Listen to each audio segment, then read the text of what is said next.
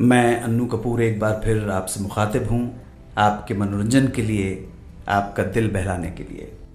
आज भी नग़्मे छेड़ूंगा, कहानियाँ सुनाऊंगा, कोशिश करूंगा आपके जीवन में रंग भरने की, उमंग लाने की, इस सुनहरी महफिल में जिसका नाम है सुहाना सफ़र विद अन्नू कपूर। महबूब खान अपनी फिल्म अंदाज में लता मंगेशकर से गवाना नहीं चाहते थे, मगर फिर भी नौशाद साहब ने इस फिल्म में लता मंगेशकर से एक नहीं बल्कि 6 गाने गवाए।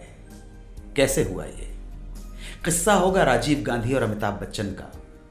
दोनों एक फंक्शन में साथ बैठे थे और राजीव गांधी बार बार अमिताभ को ये कह रहे थे कि कहो तो सबको बता दूं, पोल खोल दूं तुम्हारी।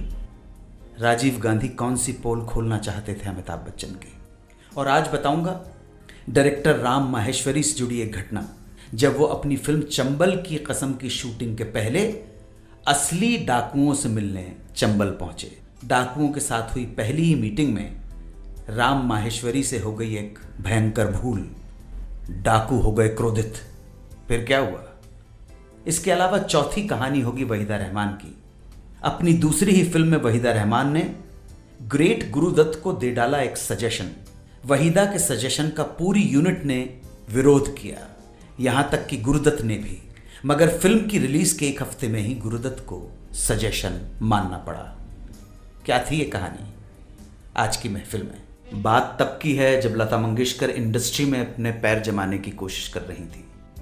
महबूब खान फिल्म अंदाज शुरू करने वाले थे। फिल्म में उस दौर के बड़े बड़े सितारे थे, दिलीप कुमार, राज कपूर, नरगिस और एक और स्टार म्यूजिक डायरेक्टर नौशाद।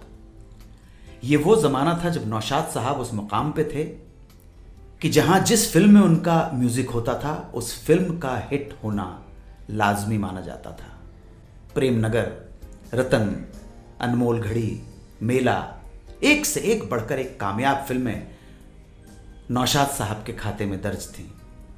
एक और खासियत थी उनकी कि वो अपने काम में किसी की भी दखल अंदाजी बर्दाश्त नहीं करते थे। नौशाद साहब ने अंदाज के लिए लता मंगेशकर का नाम महबूब खान को रेकमेंड किया। लता मंगेशकर का नाम सुनकर महबूब खान ने कहा, मराठी लड़की है, उर्दू ठीक से बोल पाएगी या नहीं, मुझे डाउट है। नौशाद साहब किसी और के बारे में सोचिए आप। मैं यहाँ ये भी बता दूं कि उस ज़माने में महबूब खान भी इतना बड़ा नाम था कि उनकी कही बात को ना मानना असंभव था। मगर यहाँ मामला नौशाद साहब का था, जो संगीत के मामले में किसी की नहीं सुनते थे।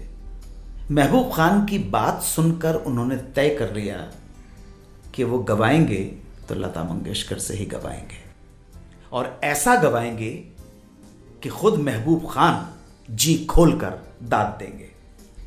खैर साहब, उन्होंने एक दिन लता मंगेशकर को बुलवाया और जमकर रिहर्सल करवाई।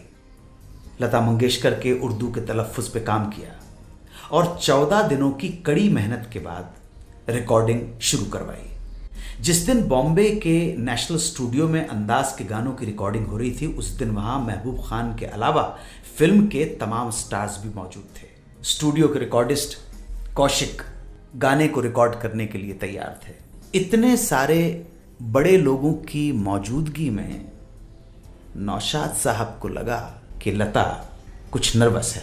लता मंगेशकर पर यह प्रेशर देखते हुए नौशाद साहब ने उनके कान में कहा कि तुम बेफिक्र होकर बिना घबराए रिकॉर्ड करो, क्योंकि कंपोजिशन क्या है, धुन क्या है, या तो मैं जानता हूं या फिर तुम, इसलिए दिल से गाओ बगैर किसी की परवाह किए हुए।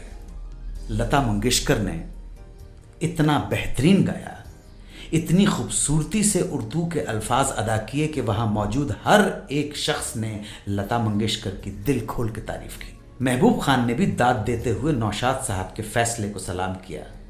राज कपूर ने तो लता के गाने को सुनकर उन्हें अपनी फिल्म बरसात में गाने का ऑफर तक दे डाला। नौशाद साहब एक बार फिर कामयाब रहे और साथ साथ लता मंगेशकर भी कामयाबी की एक और मंजिल आगे बढ़ गई। 92.7 बिग एफएम पर आप सुन रहे हैं रेडियो का number 1 show Suhana suffer with Annu Kapoor.